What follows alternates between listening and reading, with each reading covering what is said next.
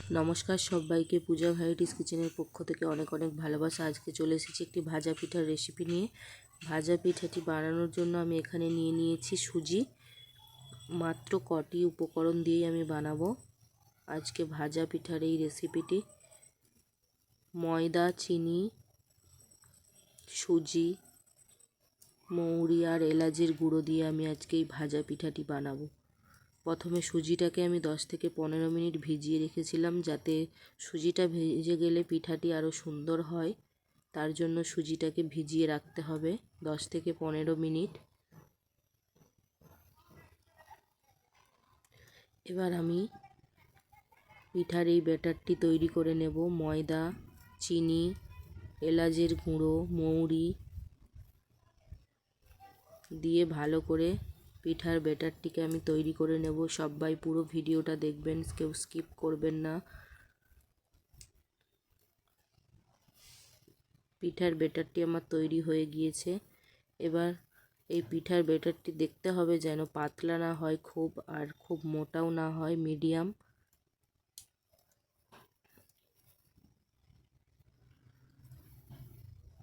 ভালো করে ফেটিয়ে নেব আমি।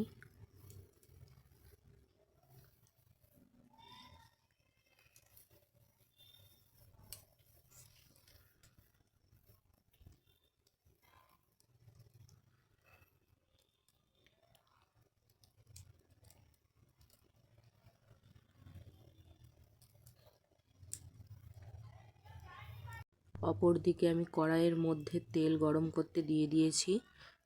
ব্যাটারটি ফাটানো হয়ে গেলে আমি ওই তেলের মধ্যে একটা একটা করে সব পিঠাগুলি ভেজে নেব। একবার বাড়িতে বানিয়ে দেখবেন, খুব সুন্দর এই ভাজা পিঠার রেসিপিটি।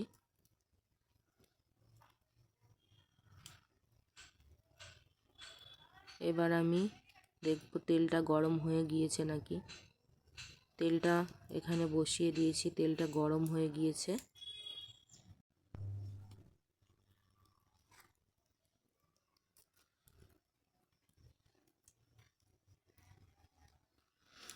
এবার আমি একটা একটা করে সব পিঠাগুলি এই তেলের মধ্যে দিয়ে দেব। পিঠাগুলি আমি তেলের মধ্যে দিয়ে দিয়েছি একটা একটা করে। দেখুন পিঠাগুলি কত সুন্দর ফুলে উঠেছে, একদম তুলতুলে নরম এই পিঠার রেসিপিটি। এই রকম করে আমি একটা একটা করে সব পিঠাগুলি ভেজে নেব। ভিডিওটি ভালো লাগলে চ্যানেলটিকে সাবস্ক্রাইব করে পাশে থাকবেন।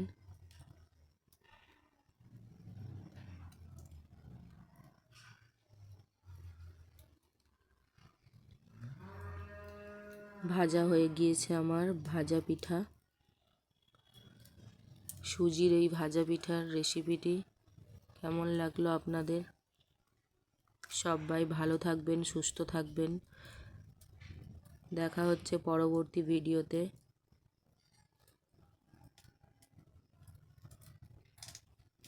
দেখুন পিঠাটি কত সুন্দর হয়েছে।